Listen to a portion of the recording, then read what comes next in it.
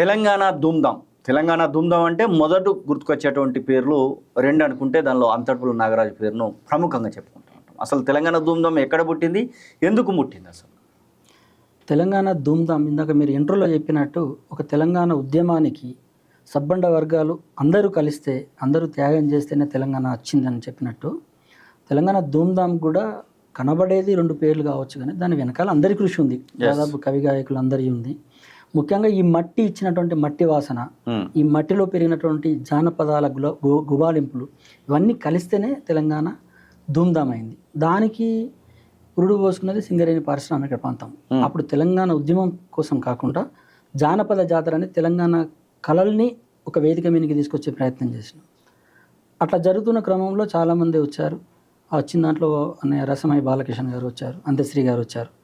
ఇదంతా జరుగుతున్న క్రమంలో హైదరాబాద్ రవీంద్ర భారతిలో ఒకరోజు రసమయ్య ఆని ముత్యాలు ఆవిష్కరణ సుద్దాల అశోక్ తేజ గారు క్యాసెట్ ఆవిష్కరణ పెట్టారు. అప్పుడు నా బృందంతోనే నేను వచ్చి ఆ ప్రదర్శన చేశాను. 2.5 గంటలు కేసీఆర్ గారు కనీసం మంచినీళ్ళు కూడా బయటికి లేవకుండా కూర్చొని అట్లా చూస్తూ మంత్రముగ్ధులు అయిపోయాను. అయితే తెల్లారి మమ్మల్ని పిలిపించి ఇప్పుడు జరుగుతున్నటువంటి తెలంగాణ ఉద్యమానికి దీని అవసరం ఉంది, ఒక సాంస్కృతిక ఉద్యమంగా మలచాలి అనుకున్న రోజు దాన్ని అందరితో పాటు కలిసి ప్రయాణం చేస్తున్న క్రమంలో మొదట సంగారెడ్డిలో తెలంగాణ ధూమ్ధాం అనేది పేరుతోని ఒక ప్రదర్శన చేశాం. ఇదే జానపద జాతర కళారూపమే, కానీ పేరు మార్చుకున్నాం. అది కంప్లీట్ ఇది పొలిటికల్గా ఉంటుంది. దీనికి బలం రావడానికి దీని వెనకాల గోరెడ్డి వెంకన్న కావచ్చు, అంత్యశ్రీ గారు సలహాలు ఇచ్చేది. దీన్ని ఇలా పట్టుకపోవాలి, ఇట్లా చేస్తే ఇట్లా బాగుంటుందని. చింత సామన్న సెట్ డిజైనింగ్ చేసేది.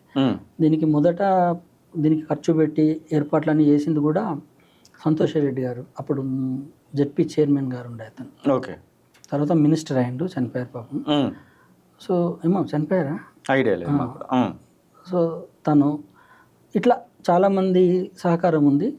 అది అలా కొనసాగుతున్న క్రమంలో రాజకీయ పార్టీకి కొంత, నేను అప్పుడు రాష్ట్ర అధ్యక్షుడు సాంస్కృతిక విభాగానికి పనిచేసిన. పోతూ అది ఎక్కువ టీఆర్ఎస్ వేదికలు జరుగుతున్న టీఆర్ఎస్ పార్టీకి సంబంధించిందని ముద్రపడ్డది. కానీ దాంట్లో అన్ని కోణాల్లో అన్ని పార్టీలకు సంబంధించిన వాళ్ళు కళాకారులు అంతా పాల్గొంటుండే. సో అప్పుడు కేసీఆర్ గారు కేంద్ర మంత్రిగా ఉన్నారు. ఉద్యమం చెప్పేది 2004-06 మధ్యలో కొంచెం గ్యాప్ వస్తుంది కదా అని చెప్పేసి ఇండిపెండెంట్గా ధూమ్ధాం నిర్మాణం చేయాలని పాషం యాదగిరి అన్న వీళ్ళందరితో అదై లలిత కళాతోరణంలో మళ్ళీ ఒక ప్రదర్శన పెట్టాం. పెట్టినప్పుడు అంతకు ముందు మాకు మద్దతుగా విమలక్క వాళ్ళు వచ్చి ప్రదర్శనలు చేశారు. చాలా అద్భుతమైన ప్రదర్శన, కోదర్శి అన్న రాసిన పాటకు వాళ్ళు ప్రదర్శన చేస్తే జనాలు ఏడిచారు.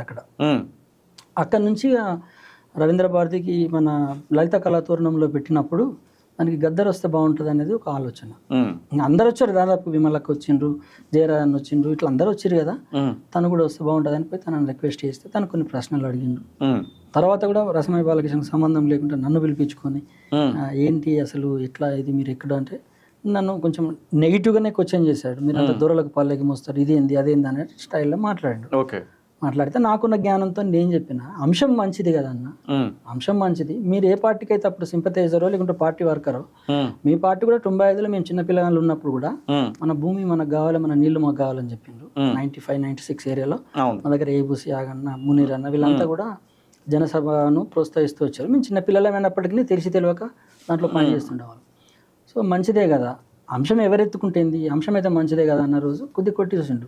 నువ్వు ఎక్కడ, నీ నేపథ్యం ఏంది అదే అన్న రోజు మా నాన్నగారి నేపథ్యం అదంతా విన్నాక, అరే నువ్వు మావునేరా, నువ్వు బాగా దగ్గర అని కొంచెం దగ్గర చేసుకున్నాడు. తర్వాత తను అక్కడికి వచ్చిండు. వచ్చి ప్రోగ్రామ్ అంతా చూసినాక బాగా ఎమోషనల్ అయిపోయి నేను ఇక జిల్లాలకు కూడా వస్తా, మీతో పాటుగా తెలంగాణ ధూమ్ధాం తోని గద్దర్ ప్రస్థానం స్టార్ట్ అయింది అనుకోవచ్చేమో. ప్రస్థానం కాదు, ఆయన రావడంతో గద్దర్ అక్కడ నుంచి తెలంగాణ ధూమ్ధాంలో పొలిటికల్ ఇంపార్టెన్స్ పెరిగింది. అప్పటిదాకా ఏదో ఆటలు పాటలు డాన్స్లు వేస్తున్నారు అనేది ఏదైతే ఉందో, గద్దర్ రావడంతో ఒక జననాట్య మండలి సభలకు అప్పుడెంత ప్రాధాన్యత వచ్చిందో మళ్ళీ అంత సంతరించుకుంది. ఆయన వస్తానని ప్రకటించిన తర్వాత మాకు దగ్గరలో మంచి నాయకుడు, మాకు అభిమాన నాయకుడు అని పేరు అరవింద్ రెడ్డి గారు అని అప్పుడు ఉండే టీఆర్ఎస్ పార్టీకి. నాగరాజు నువ్వు మాట్లాడే గద్దర్ను మన శ్రీరాంపూర్లో మొట్టమొదటి ధూమ్ధాం పెడదాం, జిల్లాలకు వస్తానన్నారు కదా అన్నారు.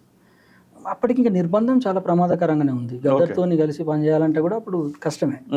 ఆయన ధైర్యం చేసి పెట్టేసినాం. ఇక పెడితే దానికి వంగపండు చాలా మంది అదొక పీపుల్స్ వార్ సభ లెక్కన జరిగింది, ఓకే. కలర్ఫుల్ గా గ్రౌండ్ అంతా నిండిపోయింది ప్రగతి స్టేడియంలో. ఉమ్.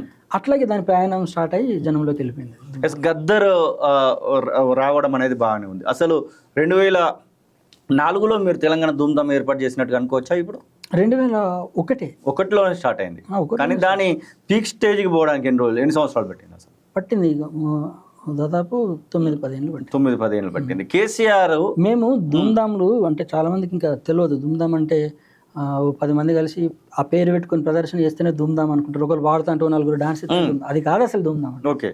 అంటే అందశ్రీ గారు చెప్పిన లెక్క ప్రకారంగా చెప్పినా, ఇంకే లెక్క ప్రకారంగా చూసినా కూడా అది కాదు ధూమ్ధామ్. ఏంటి అసలు ధూమ్ధామ్ అంటే నీ జీవితాన్ని నీకు అద్దం ముంగట పెట్టి నిలబెట్టేటట్టు ఉంటుంది. మీరు కరెక్ట్ మా ధూమ్ధామ్ ప్రదర్శన కనుక మీరు చూస్తుంటే నీకు గాలిని కూడా మోసుకొచ్చినామని పత్రికలే వార్తలు రాసినాయి. అంటే అక్కడికి వచ్చి గాలిని కూడా తీసుకొస్తాం, నీళ్ళని తీసుకొస్తాం. వేదిక మీద నీకు అన్ని పండుగలు వస్తాయి, అన్ని కులాలు వస్తాయి, మన ఈతలు వస్తాయి, అన్ని బాధలు వస్తాయి. అసలు ఇక ధూమ్ధామ్ చూస్తే కూర్చుంటే సినిమా చూసినట్టు ఒక 3 గంటల పాటు. అట్లా డాన్స్ సపరేట్ ఉంటుంది, వృత్తి కళారూపం సపరేట్ ఉంటుంది. అంటే విప్లవోద్యమాల నుంచి వచ్చిన వాళ్ళు, మాలాంటి అమెచ్యూర్ ఆర్టిస్టులు వృత్తి యాచకులుగా అంటే జీవనోపాధి పొందుతారు. అదే కుల వృత్తి చేసుకుంటూ, అదే ప్రదర్శనలు చేసుకుంటూ వాళ్ళు కూడా వేదిక మీద ఉంటారు, ప్రదర్శనలు చేస్తారు. విదేశాల్లో ఉన్నత విద్యను చదువుకోవాలని అనుకుంటున్నారా? అయితే వెంటనే ఫ్లైగ్రాడ్ ఓవర్సీస్ ఎడ్యుకేషన్ కన్సల్టెన్సీని సంప్రదించండి. మీ విదేశీ కలలను సాకారం చేసుకోండి. ఫ్లైగ్రాడ్